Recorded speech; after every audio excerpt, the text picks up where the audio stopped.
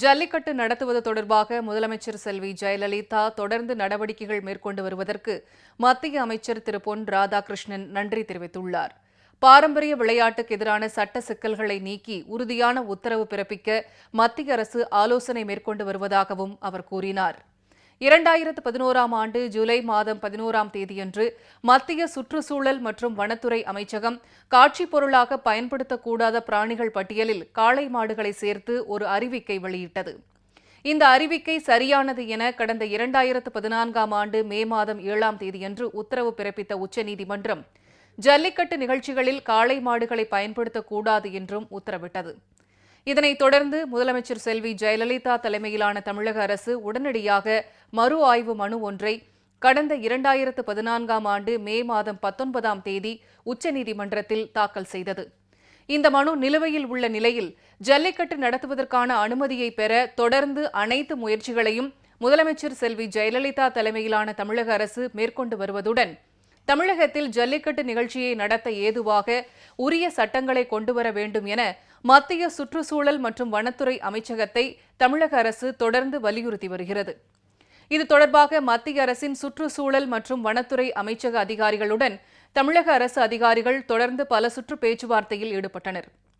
இதன் தொடர்ச்சியாக கடந்த 22ஆம் தேதி முதலமைச்சர் செல்வி ஜெயலலிதா பிரதமர் திரு நரேந்திர மோடிக்கு எழுதிய கடிதத்தில் ஜல்லிக்கட்டு நிகழ்ச்சியை மீண்டும் நடத்த வழிவகுக்கும் வகையில் உரிய சட்டப்பூர்வ நடவடிக்கைகளை மேற்கொள்ள வேண்டும் என கேட்டு கடந்த ஆகஸ்ட் மாதம் 7ஆம் தேதியன்று பிரதமரிடம் தாம் மனு அளித்தது குறித்தும் சுட்டிக்காட்டியிருந்தார்.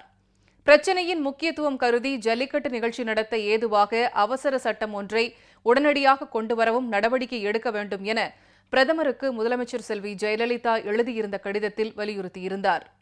முதலமைச்சர் செல்வி ஜெயலலிதாவின் வேண்டுகோளின் அடிப்படையில் ஜல்லிக்கட்டை இந்த ஆண்டே நடத்த உரிய உத்தரவு பிறப்பிப்பது தொடர்பாக மத்திய அரசு தொடர் ஆலோசனையில் ஈடுபட்டு வருகிறது.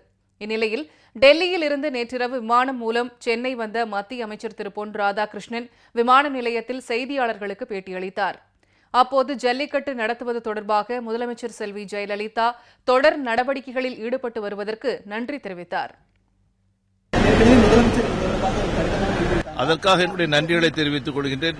முதல்வர் அவர்கள் தொடர்ந்து வலியுறுத்திக் கொண்டிருக்கிறார்கள். ஆகவே மீண்டும் அவர்கள் வலியுறுத்துவார்கள் என்கின்ற நம்பிக்கை எனக்கு இருக்கிறது. அவர்களுக்கு நான் சொல்லி செய்ய வேண்டிய நிலையில் இல்லை, ஏற்கனவே செய்து கொண்டிருக்கின்றார்கள். பாரம்பரியமிக்க ஜல்லிக்கட்டுக்கு எதிரான சட்ட சிக்கல்களை முழுமையாக களைந்து உறுதியான உத்தரவு பிறப்பிக்க மத்திய அரசு தொடர்ந்து ஆலோசித்து வருவதாகவும் மத்திய அமைச்சர் திரு பொன் ராதாகிருஷ்ணன் தெரிவித்தார். இருக்கக்கூடிய பல்வேறு சட்ட சிக்கல்கள், பிரச்சனைகள், இதையெல்லாம் மனதிலே கொண்டு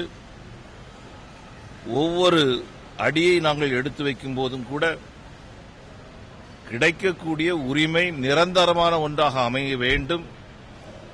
கிடைத்த மறுநாளே தடை விதிக்கக்கூடிய அளவுக்கு சூழ்நிலைகள் வந்துவிடக்கூடாது என்கின்ற அச்சத்தின் அடிப்படையில் நாங்கள் மிக கவனமாக இதனை எடுத்துச் சென்று கொண்டிருக்கின்றோம்.